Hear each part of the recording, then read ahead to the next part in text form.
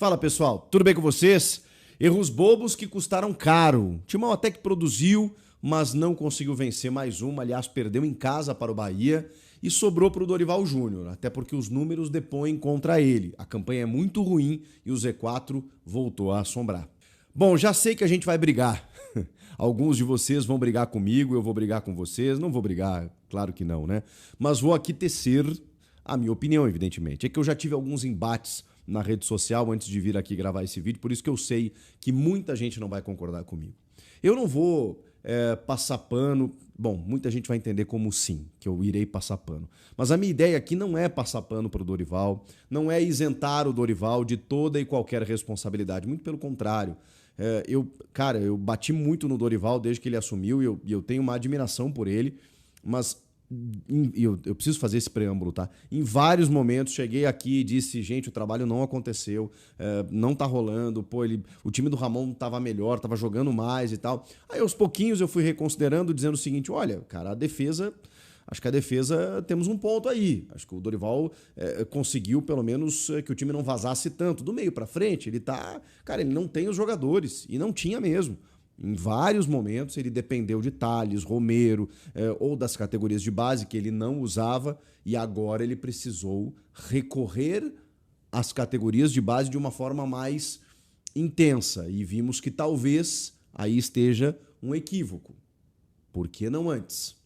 Por que não antes utilizar os meninos da base? Isso vale para todos os outros técnicos que passaram também, tá? Mas especificamente para o Dorival, que estava com dificuldades e ainda está. Não tem Yuri, não tem Memphis, não tem Carrilho. Eu nem vou contar o Romero que estava suspenso, porque esse nem solução estava sendo, né? Mas, enfim, é mais um desfalque que o Dorival tinha de um jogador experiente, é um líder, enfim, né, de alguma alternativa que ele pudesse usar. É fato, gente, que o Dorival tinha muitas dificuldades para montar o time hoje. O ataque titular foi com dois meninos, o Kaique e o Guinegão. E aí é aquele contraditório do futebol. Poxa vida, o ataque titular foi um ataque de garotos que nunca tinham jogado juntos no profissional e eles foram muito bem. Melhor, inclusive, que a insistência em Thales e Romero quando você não tinha Memphis e Yuri em determinado momento, por exemplo. Então, aí fica aquela pulguinha atrás da orelha. Poxa vida, por que não botou antes? O Kaique fez o gol do título do Corinthians na Copinha em 2024, janeiro, ano passado. E agora recebeu uma oportunidade para começar um jogo. O Guinegão, há quanto tempo não pedem o Guinegão? E até quando ele jogou recentemente, até falei, vi muito pouco, né? Ele não pode ser uma solução. Cara, hoje ele jogou demais. Hoje ele jogou muita bola, fez um gol merecidamente e assim, gerou muito ataque, espaços, fez pivô, se movimentou. Cara, ele foi muito bem mesmo. Foi o principal nome, a principal figura do ataque do Corinthians. E aí tem o erro do Dorival, que talvez, né, não devesse tirar o Gui tão cedo no jogo. E deixar o Kaique, inclusive. Porque quando ele coloca o Thales, que a gente sabe que é um jogador que gosta de cair por aquele lado, o Thales ficou meio que sem saber o que fazer. Ou a orientação era para que o Thales fosse mais um falso 9 para dentro da área, o que não justifica, né? Deixasse o Gui, então. Só se ele cansou, sentiu câimbra, sei lá, porque não fez muito sentido ele deixar o Kaique, botar o Thales e tirar o Gui dentro da movimentação de ataque. O Vitinho provavelmente não estava sendo planejado para hoje.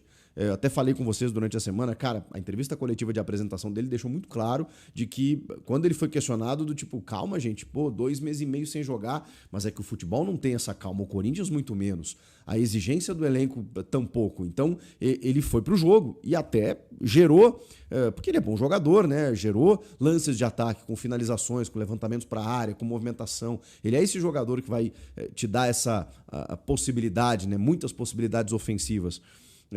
E, cara, o Corinthians tentou ganhar o jogo de todas as maneiras, E aqui vai o meu passar pano pro Dorival, onde muitos vão achar isso.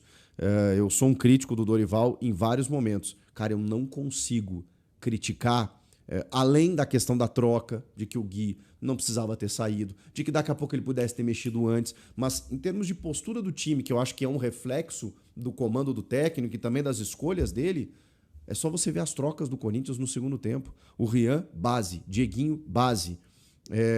O O Tales, o Tales acho que foi uma troca errada. O Vitinho recém-chegado, sem jogar há 2 meses, muito na emergência. Teve mais uma troca que agora eu estou esquecendo. Rian, o Dieguinho, e o Bahia, o volante Bahia. Tudo base, gente. Base ou o Tales, que não é solução, e o Vitinho, que é um recém-chegado. Essas foram as trocas do Corinthians. O ataque titular de Kaique e Guinegão. Como que eu vou cobrar do treinador, gente? Sem Carrilho, sem Memphis, sem Yuri. Eu sei que o número não é positivo. Uma vitória nos últimos 11 jogos, 6 jogos sem vencer. Eu sei. E aí eu entendo quem diga que o problema não está nesse jogo, está nesses jogos. Eu vi muitos questionamentos do tipo, poxa, Chico, mas pelo amor de Deus, e o elenco do Mirassol? Eu acho que são contextos muito diferentes. O Mirassol, cara, ele faz uma campanha acima da média, completamente fora da curva. O Mirassol está acima, deixa eu pegar a tabela aqui, o Mirassol está acima de muitas equipes que têm mais investimento, que tem mais estrutura, que tem mais tradição e que poderia estar ali no lugar do Mirassol. O Mirassol não é parâmetro. O Mirassol joga uma vez por semana. O Mirassol joga sem pressão, de certa forma. E, cara, tem um time muito bem treinado e muito bem ajustado. Isso também é verdade. Agora, que eu sei que na cabeça do torcedor é algo muito simples, né? Não, o Mirassol tá na frente da gente, o elenco deles custa muito mais barato, então a gente tem que cobrar do elenco e do Dorival. Se você inverter, tudo é contexto, gente. Se você inverter, pegar o Rafael lá, Guanais, que é o técnico do Mirassol, e colocar no Corinthians, colocar o Dorival no Mirassol, talvez o resultado não seja o mesmo. Porque não é assim que as coisas funcionam. Cara, o Mirassol tá na frente do Fluminense, do Bragantino, que até pouco tempo atrás estava liderando o próximo dos líderes, do Atlético Mineiro, do Corinthians, do Santos, do Grêmio. Mirassol tem mais investimento que todos esses times. E tá lá na frente, cara. E assim, o Mirassol nem jogou na rodada ainda, tá? O Mirassol pode, inclusive, chegar perto do Bahia, que hoje ganhou do Corinthians. Tá 1 pontinho do São Paulo, 1 pontinho do Botafogo. Mirassol não é parâmetro. Joga uma vez por semana. O Corinthians, por mais que a gente questione, teve a Copa do Brasil. E foi o único momento que o Dorival teve Memphis, Garro e Yuri. O que aconteceu? Vocês acham coincidência? E teve o Carrilho também. Vocês acham coincidência que nos 2 jogos em que ele teve todo mundo, o time atropelou o Palmeiras?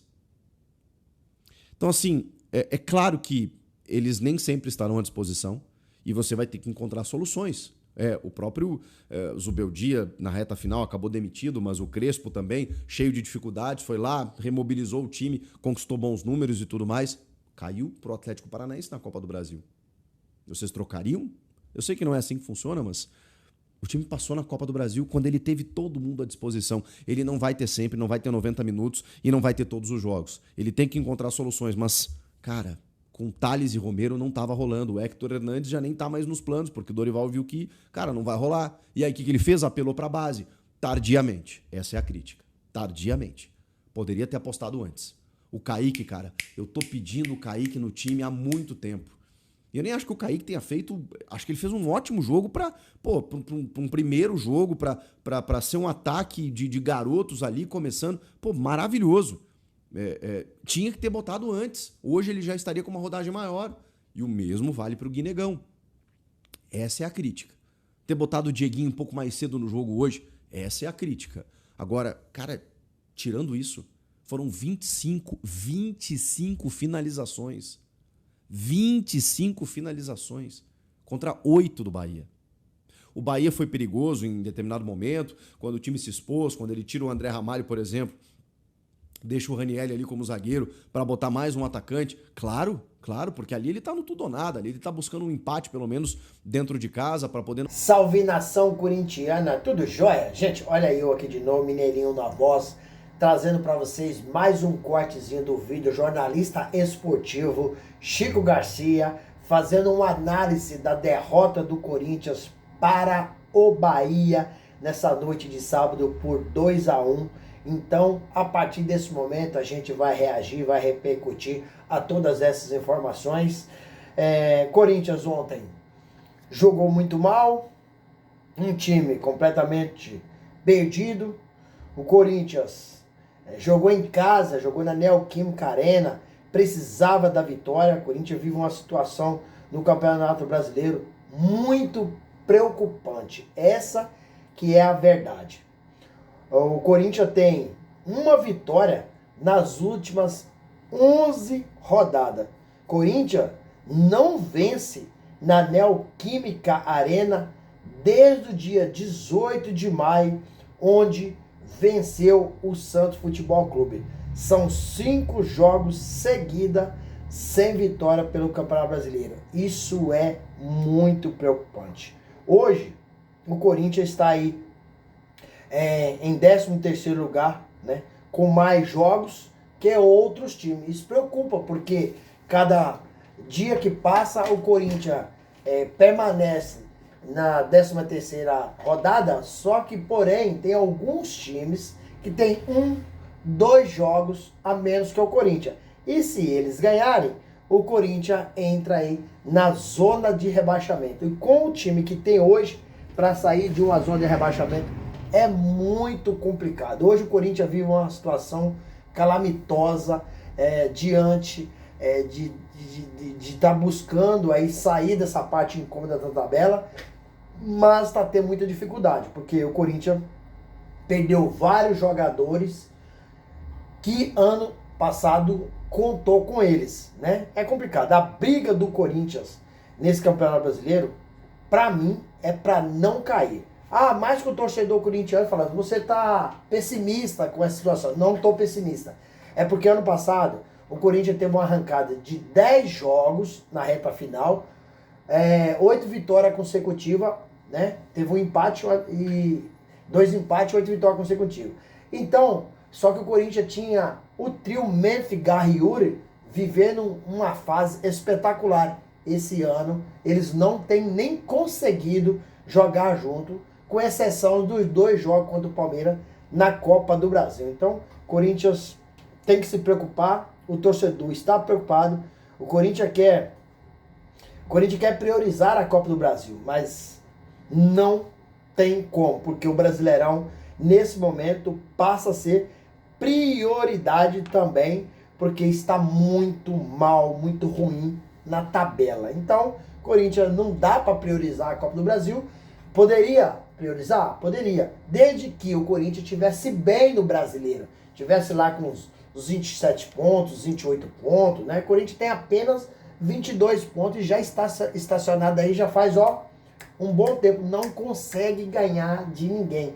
É complicado, né? 4 dias antes do Corinthians enfrentar o Atlético Paranaense pela Copa do Brasil, o Timão recebe o Palmeiras na Neoquímica Arena pelo Campeonato Brasileiro. Então, e aí? Me explica como você vai priorizar uma competição ou outra. Sendo que o Corinthians tá mal no Brasileirão, precisa de ganhar. E depois do Palmeiras, 4 dias depois, tem o Atlético Paranaense, né? Lá em Curitiba, pelas quartas de finais da Copa do Brasil. E sem grandes jogadores, porque Yuri, Memphis e Carrillo estão fora desse primeiro jogo. É dúvida para o segundo jogo, dia 11 de setembro, jogo de volta na Neoquímica Arena. É dúvida o Memphis. Yuri também está fora. Carrillo só joga ano que vem. Então o Corinthians vive uma situação extremamente preocupante no Campeonato Brasileiro. Detalhe, com esse desfalque, né, dificulta muito, muito mesmo o trabalho, né? Por quê? Por que dificulta? Porque o elenco do Corinthians, ele é curto, ele é um elenco fraco. E com qual condição o Corinthians pode poupar contra o Palmeiras para priorizar a Copa do Brasil contra o Atlético Paranaense? Não tem como. A situação do Corinthians é muito preocupante. Com ontem, 1 minuto e meio de jogo, o Corinthians acabou sofrendo o gol com uma falha do goleiro Hugo Souza, porque a bola foi de longe. Então, no meu entendimento, essa bola era defensável. O Hugo acabou falhando. Sei que muita gente pode não concordar, mas no meu entendimento, um goleiro gigante, um goleiro que tem a estatura, né, a envergadura, a habilidade, né, a rapidez do Hugo Souza, não pode levar esse gol. Infelizmente acabou errando, falhando o Hugo Souza. Para mim foi falha, feia, né? Depois, André Ramalho erra feio, né? Vai tirar uma bola com o pé tudo trocado, tudo errado, dá um contra-ataque para o Bahia e o lateral direito do Corinthians, Mateuzinho, foi de uma desinteligência absurda, porque deu aquele carrinho e cometeu pênalti claro, né? Contra o Bahia. Meu pai sempre diz que prefere jogador ruim do que burro. E eu sou obrigado a concordar com meu pai. Mateuzinho foi, para não falar, foi de uma desinteligência incrível. Ter dado aquele carrinho todo estabanado, de qualquer jeito, derrubou o jogador do Bahia. Pênalti claro, pênalti claro. Corinthians, né, tá vivendo uma situação difícil, né? Perdeu em casa, tomou 2-1 pro Bahia, né? Uma situação assim, de se preocupar, né? Depois que o Corinthians tomou esse gol do Bahia, não teve mais força para reagir, não teve força para empatar, não teve força para virar o jogo, porque esse time do Corinthians é um time que tem muitas fragilidades dentro do elenco. O Corinthians está sendo aí o maior adversário do Corinthians, é o Corinthians mesmo, né? No jogo contra o Bahia, teve algum jogador do Corinthians que, para mim, não jogaram nada. Para mim, eles tiveram sua pior atuação com a camisa do Corinthians. Mateuzinho todo estabanado, jogou nada, além disso fez o pênalti. Garro não acertava um lançamento, só queria reclamar com o juiz, entendeu? Errou todos os passes. Bidu, pelo amor de Deus, esse aí, nota 0. André Ramalho, errou feio, né? O Mateuzinho foi consertar o erro de André Ramalho e pegou e cometeu o pênalti. Martínez, aquele cara que sim, só sabe desarmar, não sabe conduzir a bola, não sabe fazer um passe. Então assim, quando Corinthians em algum momento teve uma superioridade, mas quando a bola cai no pé do Martínez, ele não sabe fazer nada com a bola.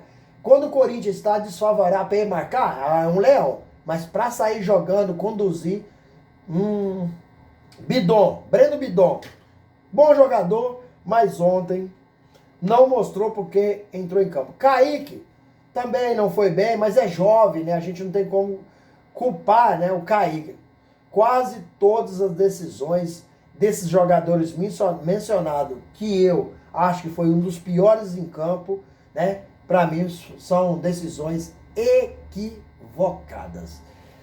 Dorival Júnior, coitado, não pôde fazer nada, porque, né, eu só acho que ele deveria ter feito alterações mais cedo, né? Demorou um pouco, mas Dorival tá balançando, pediu reforços, né? E infelizmente não foi atendido ainda, mas o Corinthians precisa sair de situação o quanto antes possível.